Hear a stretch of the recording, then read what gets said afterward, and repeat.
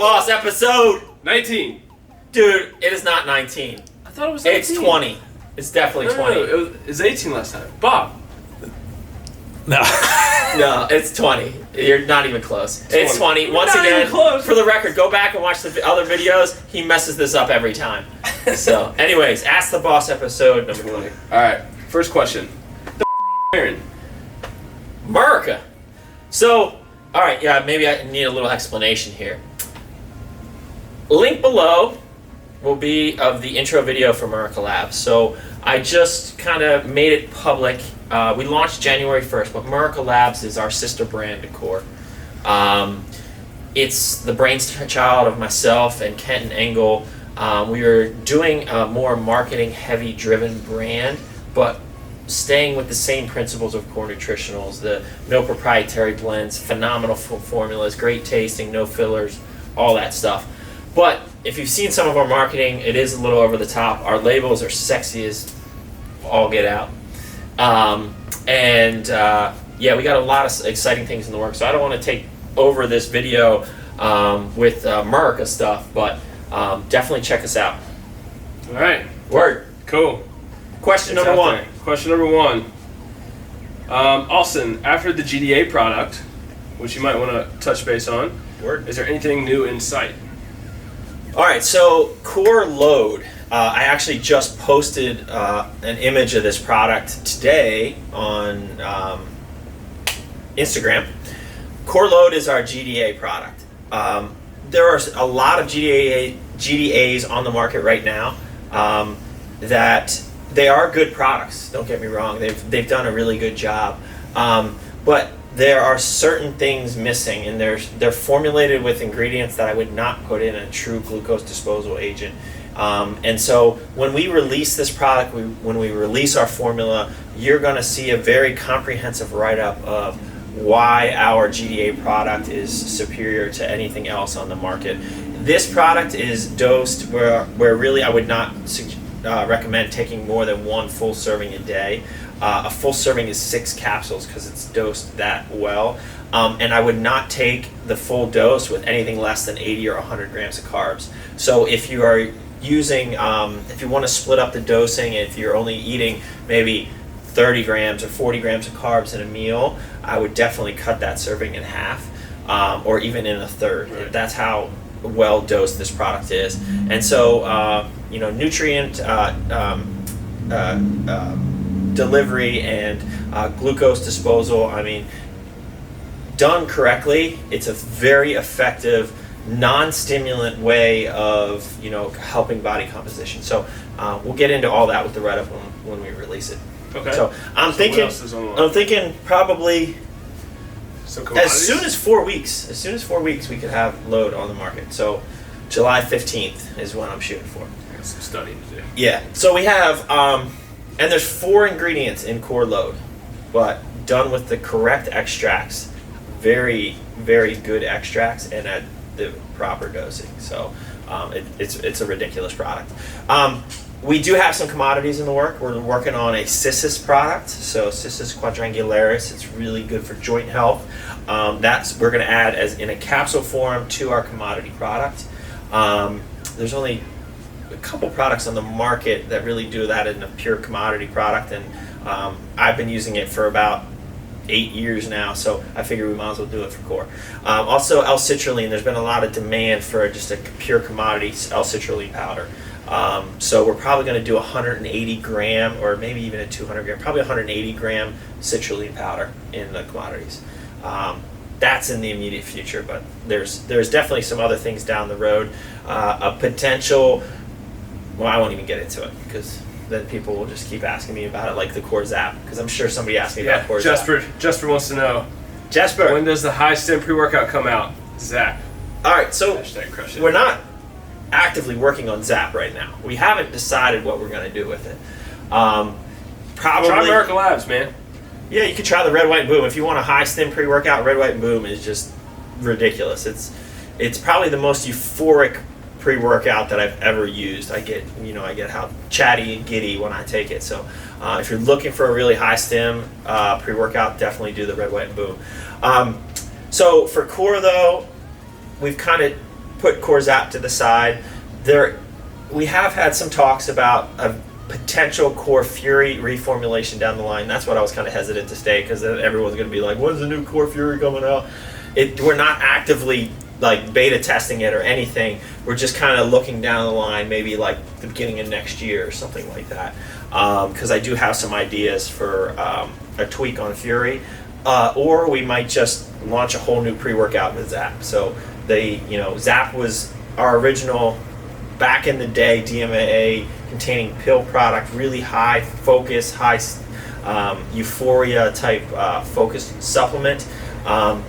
But we might even switch that over to being a full spectrum pre-workout. So a lot of decisions to make, but there's just so many good options out there now for formulas. We want to make sure we get it 100% right. All right, ready? Yep. All right, Thomas, he's our new rep in Connecticut. He actually has a couple questions. What are your preferred methods for cardio? So myself, I like list cardio, low intensity steady state. And really just because HIIT is pretty taxing. And, when I'm I don't really do much cardio. I only do cardio maybe once a week for lists, in the growth season when I'm dieting down. I only do lists just because I want to save that intensity for my training. And so when I used to do some HIIT training, it would really be pretty taxing, especially in a really low caloric deficit. However, I do, and that's just because of the intensity I bring to my weight training, I do recommend for a lot of my clients a combination of HIIT and list. So for myself, the direct answer to his question is I do list cardio only. I walk on an incline, about 10 degrees incline, no holding on, maybe 3 miles an hour, something like that. I'll do anywhere in the growth season, maybe 40 minutes once a week. When I'm dieting for a show, it just varies depending on where I'm at in prep. So, what's your favorite core product? Oh. Could be ever. Could be back in from 2005. I mean, like if I had one product that I couldn't live without? Yeah, but I feel like I know that answer. The ABC. Yeah. The ABC. AB Sizzle. Which one gets you the most excited?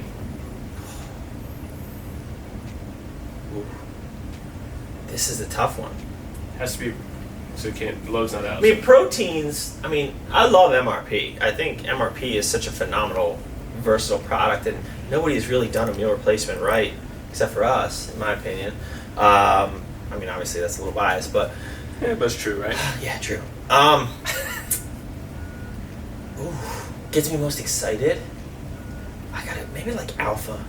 Okay. Like Alpha's pretty ridiculous. I thought maybe MRP was a good answer too, because you so many times you eat your pre-workout meal. Yeah. And it's like this is the best thing ever. Yeah. Every time.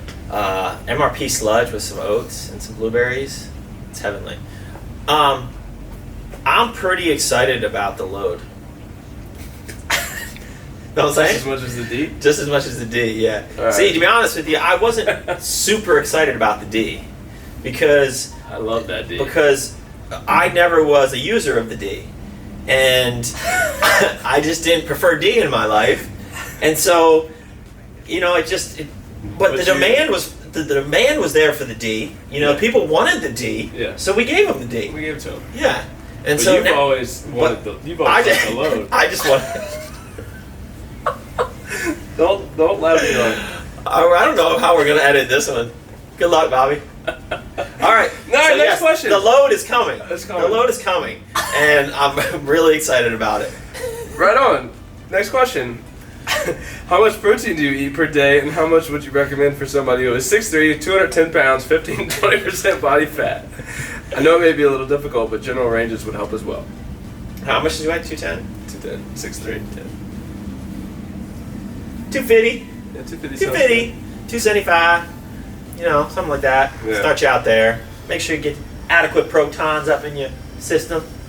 So I don't know why I started talking like that. What are we doing? Stop making me laugh. Oh, hurts. Alright, so was there any more of the question? No, he just wants to know how much protein Did should eat. he ask what I eat?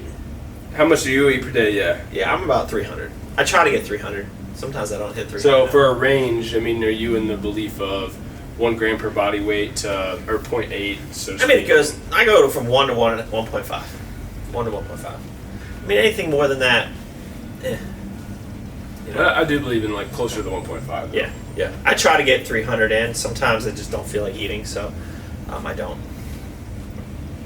All right, cool. I hear you talk a lot about a possible core GDA, so we've talked about that. Low. What does the GDA do, and what sort of effects are you experiencing with the GDA, and is it good for cutting or growing?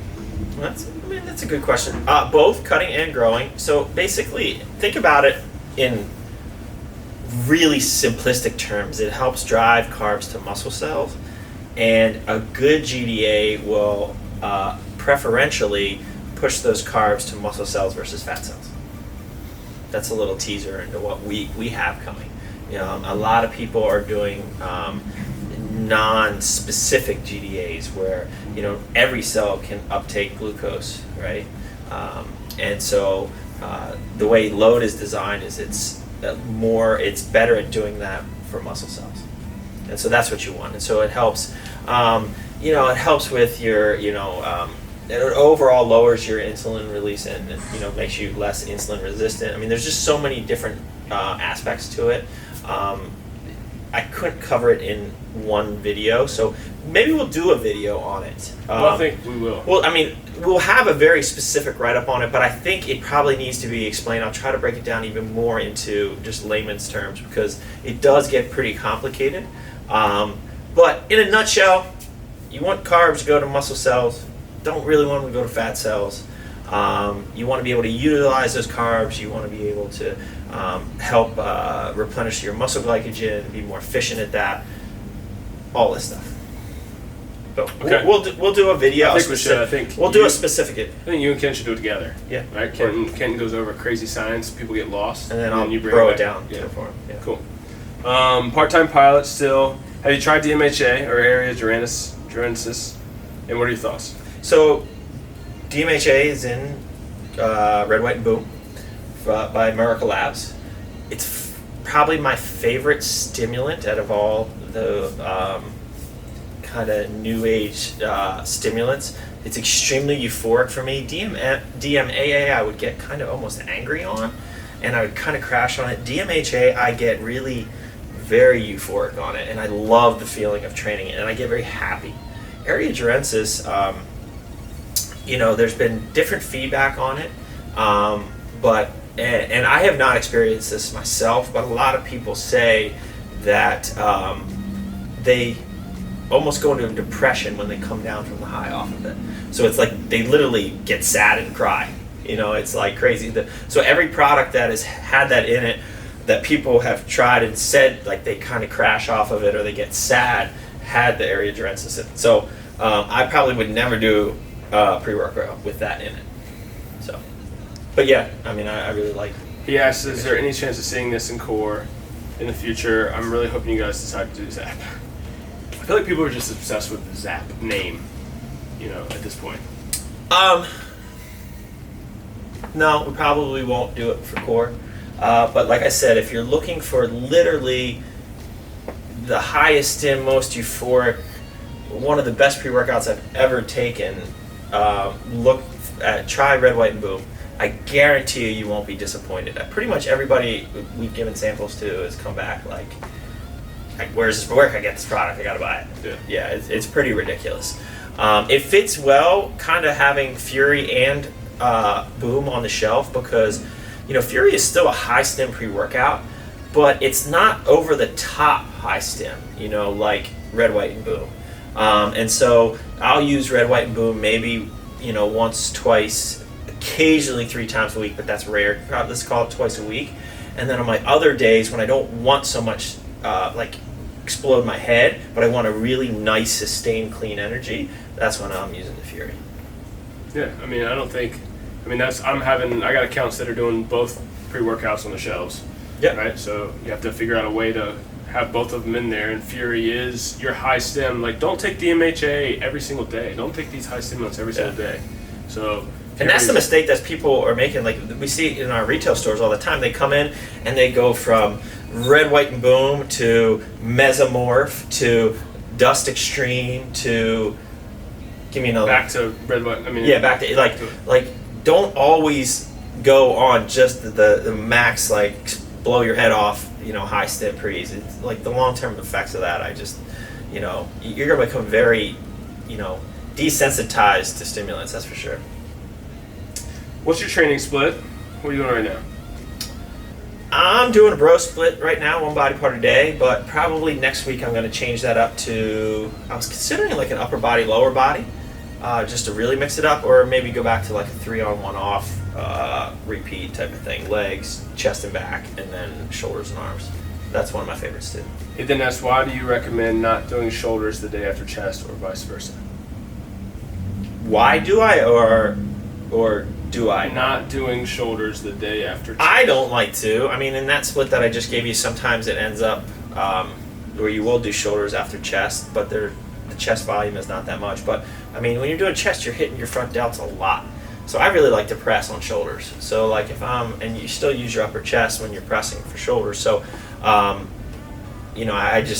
I like to hit the body part, let it recover. I don't want to kind of go interrupt that recovery process. So I try to split it up so that I'm not training shoulders the day after chest or vice versa. My chest workout will suffer if I crush my shoulders the day before.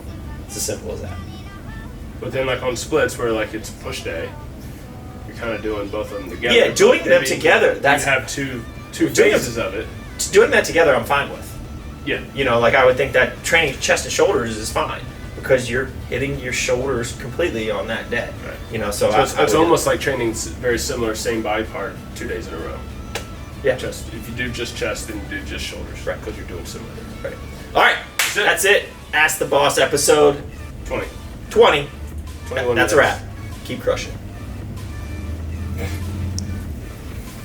I gotta go.